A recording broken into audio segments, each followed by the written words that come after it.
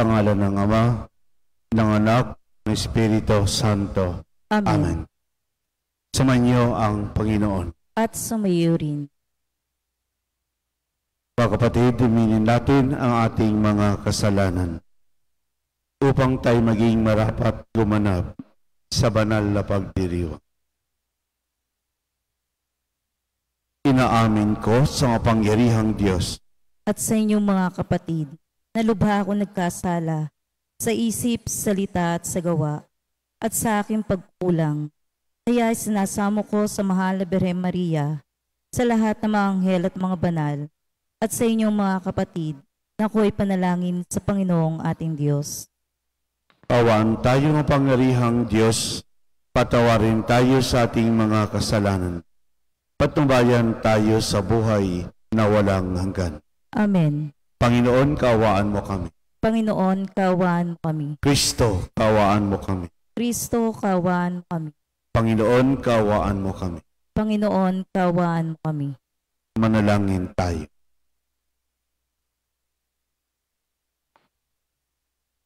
Ama naming makapangyarihan, manatili kang kapiling ng iyong sambayanan, na iyong laging kinahabagan at pinagbibigyan, upang itinampok ng iyong pamumuno at pagsubaybay ay muli mong ikalugod at panatihin mong kinalulugdan sa pamagitan ni Jesucristo kasama ng Espiritu Santo, pagpasawalang hanggan. Amen.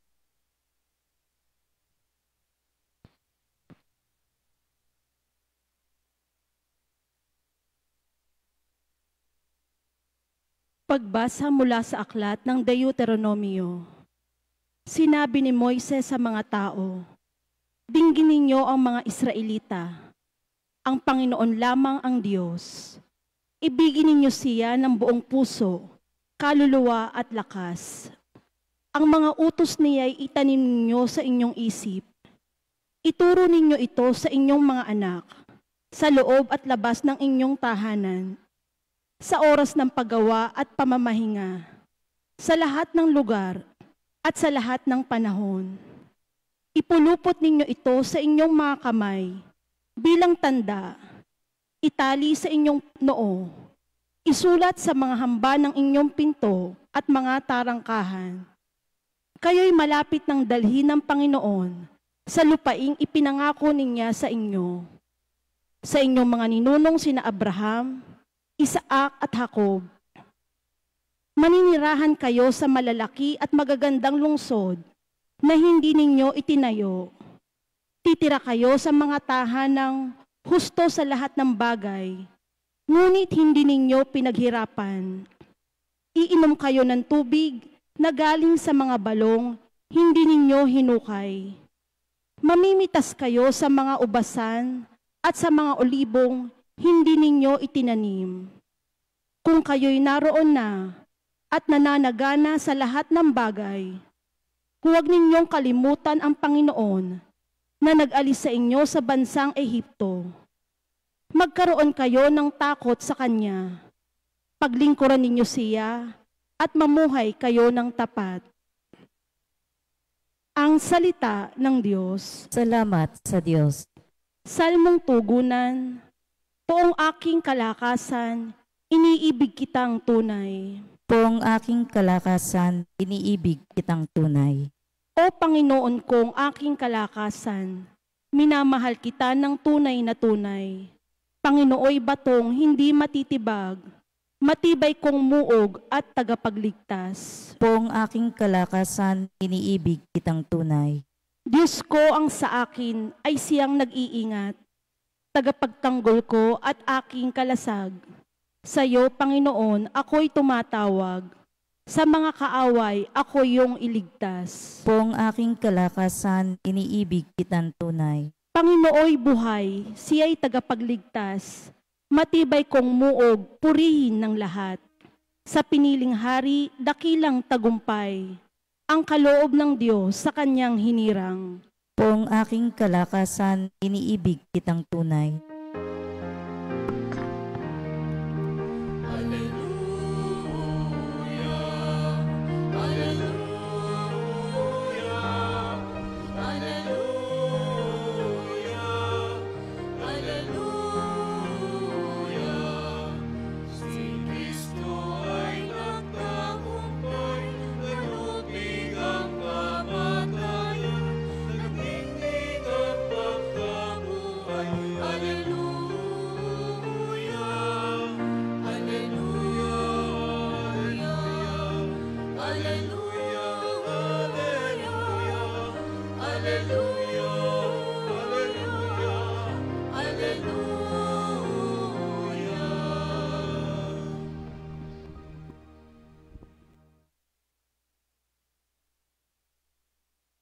Sumainyo ang Panginoon. At sumaiyo rin.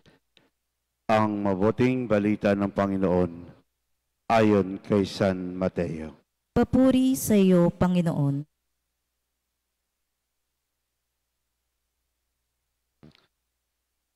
Noong panahong iyon, lumapit ang isang lalaki. Lumuhod sa harapan ni Jesus at ang sabi, Ginoo, mawag po kayo sa anak kong lalaki. Siya po'y himatayin at lubang nahihirapan kung sinusumpong. Sapagkat madalas siyang mabuwal sa apoy o kaya'y mahulog sa tubig. Dinala ko na siya sa inyong mga alagad, ngunit hindi nila mapagaling. Sumagot si Jesus, lahing walang pananampalataya at matigas ang ulo. Hanggang kailan dapat kayong manatiling kasama ninyo? Hanggang kailan ko kayo pagtitiisan? Dahil ninyo ito ang bata. Pinagwikaan ni Jesus ang demonyo at lumabas ito. At ang bata'y gumaling agad. Pagkatapos ay lumapit ang mga alagad kay Jesus at nagtanong ng walang ibang nakarinig. Bakit hindi po namin mapalayas ang demonyo? Sumagot siya, dahil sa kaliitan ng inyong pananalig. Sinasabi ko sa inyo, kung maging sinlaki man lamang ng butil ng mustasa ang iyong pananalig sa Diyos, masasabi ninyo sa bundok na ito, lumipat ka roon at lilipat ito. Walang bagay na hindi ninyo mapangyayari. Ang mabuting balita ng Panginoon. Pinupuri ka namin, Panginoong Hesukristo.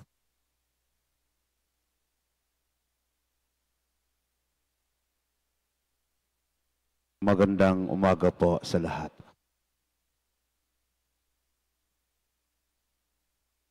Faith is first and foremost a relationship of trust and reliance. It gives a person confidence that someone greater than oneself is in call anytime. Ang pananampalataya ay isang ugnayan ng tiwala at pagpapaubaya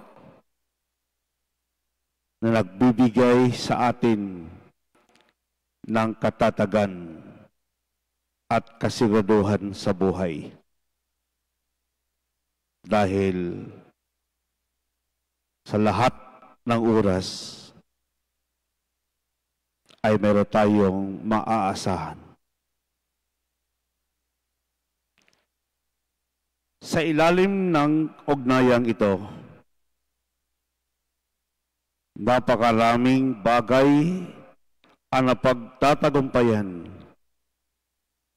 hindi dahil sa ating kagagawan, kundi sa pagmamahal, sa awa, at biyaya ng Diyos. Dinadala tayo sa isang malalim na ugnayan sa kanyang amang nasa langit. Biyaya po at awa ang bunga ng pagmamahal ng Ama sa anak.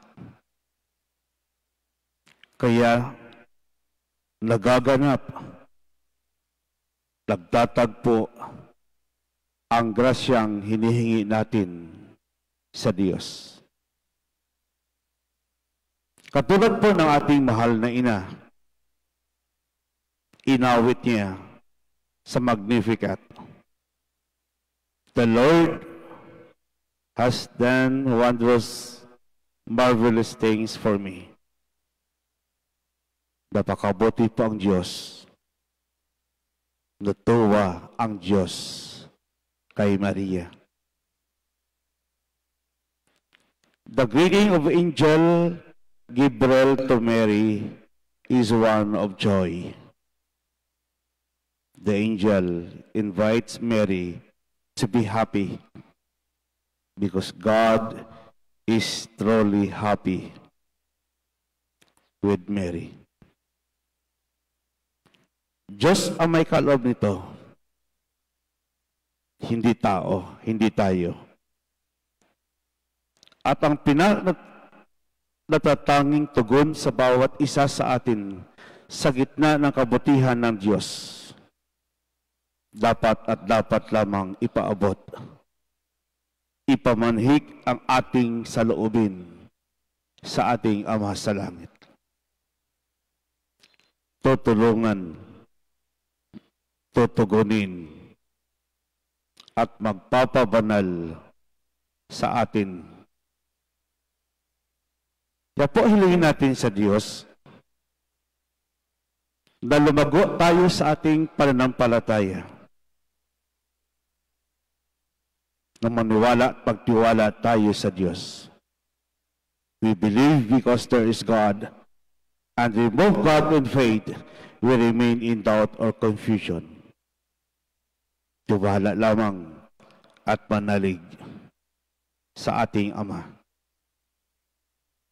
Hilingin natin na lumago tayo sa ating pagtitiwala sa kalooban ng Diyos upang katulad ng ating mahal na ina, masambit din natin at maawit natin, "The Lord has done marvelous things for us." Amen.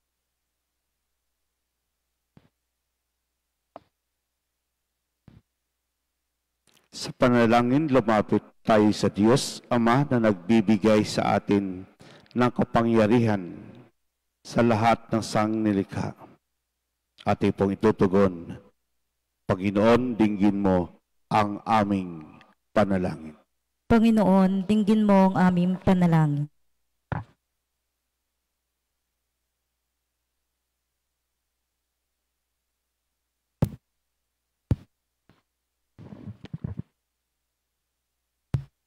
Ang simbahan at ang kanyang sambayanan, naway mapatatag sa pananampalataya at gawing sandigan ang Panginoon sa kanilang mga pagsubok at pagdurusa. Manalangin tayo sa Panginoon. Panginoon, dinggin mo ang aming panalangin. Ang mga puso ng mga lider ng mga bansa, naway huwag maging bato at huwag maimpluwensyahan ng kasamaan ng pagkamakasarili. Manalangin tayo sa Panginoon. Panginoon, dinggin mo ang aming panalangin.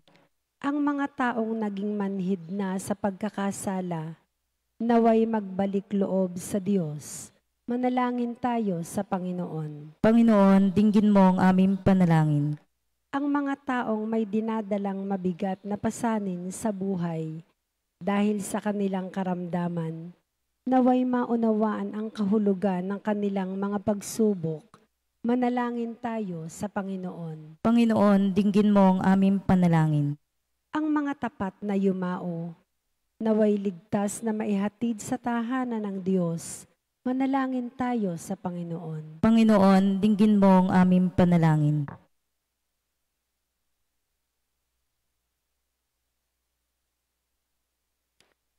Makapangyarihang Ama, inilalagay namin ang iyong paanan, ang aming mga pangangailangan, at nanalangin kami na may pananalig sa iyong tulong at awa sa pamagitan ni Kristong aming Panginoon. Amen.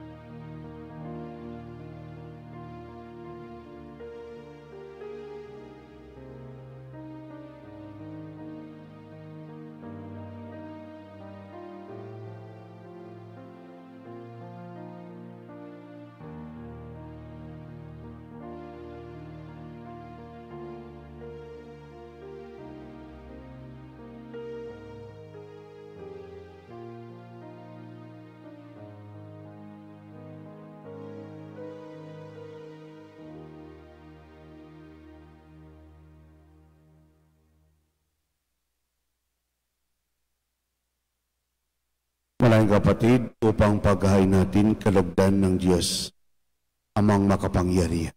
Tanggapin nawa ng Panginoon ang paghahain sa iyong mga kamay, sa kapurihan niya at karangalan sa ating kapakinabangan at sa buong sambayan niyang banal. Ama naming lumikha, ang iyong nagkatawang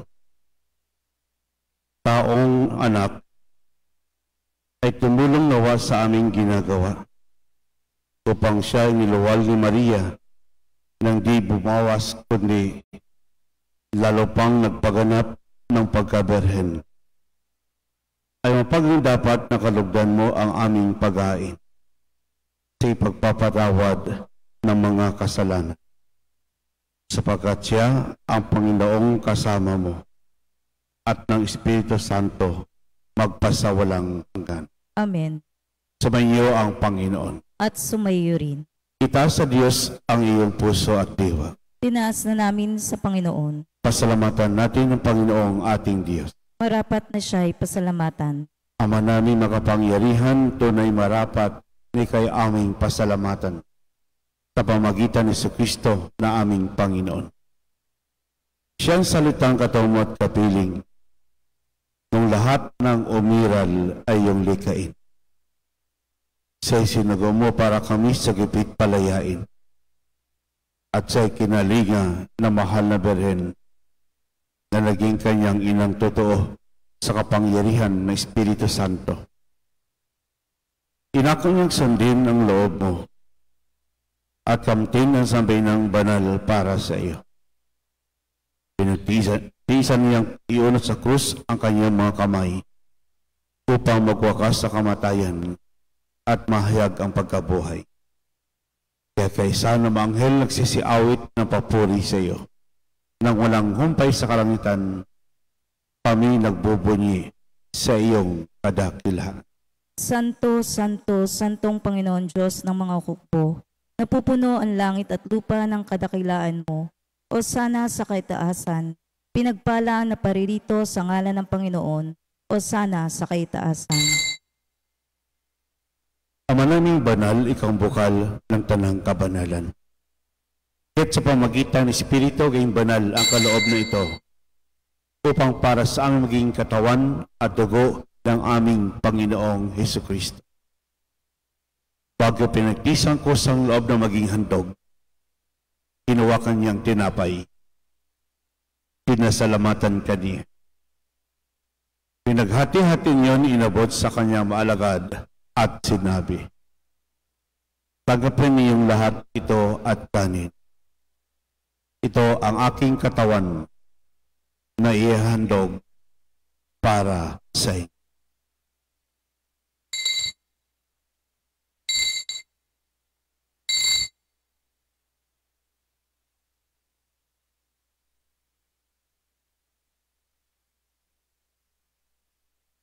Hindi naman matapos ang hapunan, hinawakan niyang kalis, muli kang pinasalamatan. Inabot yung kalis sa kanya maalagad at sinabi, "Tanggapin lahat ito at inumin. Ito ang kalis ng aking dugo, ang bagot walang hanggang tipan. Ang aking dugo na ibubuhos para sa inyo at para sa lahat, sa ipagpapatawad ng mga kasalanan. Gawin niyo ito sa pag-alaala sa akin."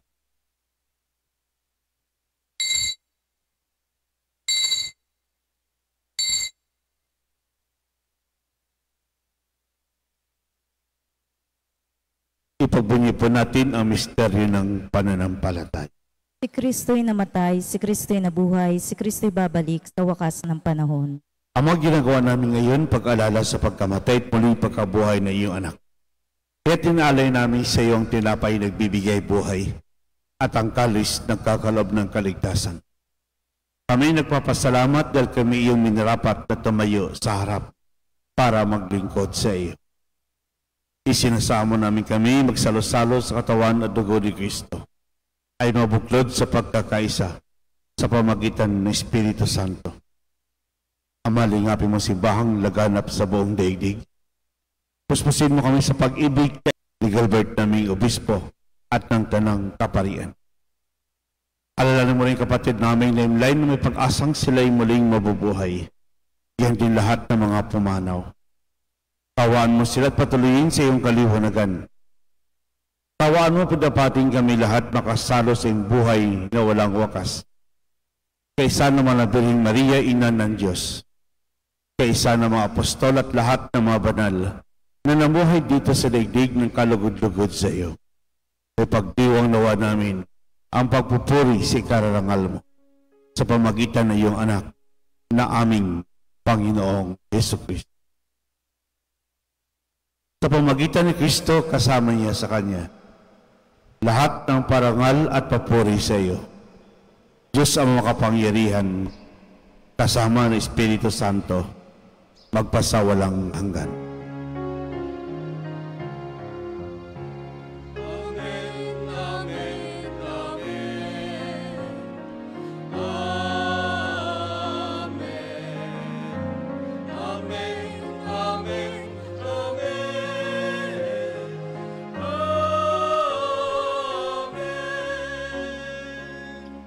Sa tugubilin na galing na utos at turo na Jesus, tapayin natin na Diyos, ipahayag po natin ng lakas loob.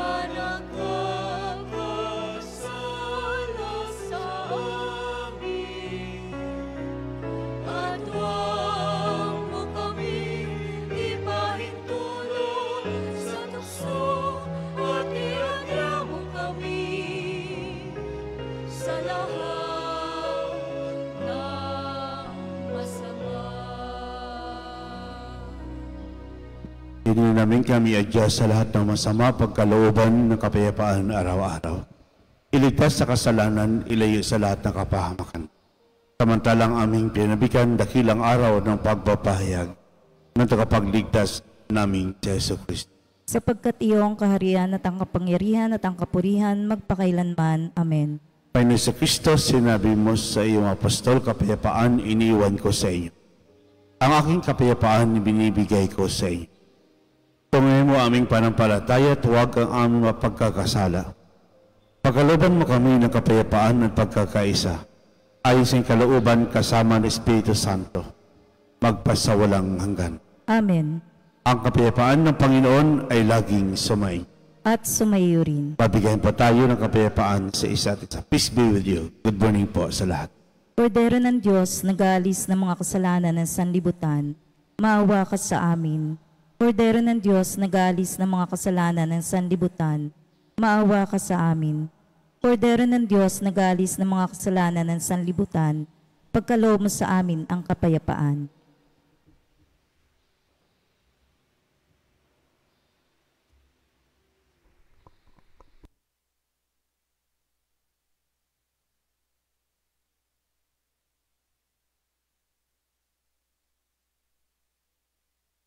Mga kapatid, ito ang kordero ng Diyos, ito nag-aalis ng mga kasalanan ng sanlibutan. Mapalad ang mga iniyahan sa kanyang piging. Panginoon, di ako karapat-dapat na magpatuloy sa iyo, ngunit sa isang salita mo lamang ay gagaling na ako.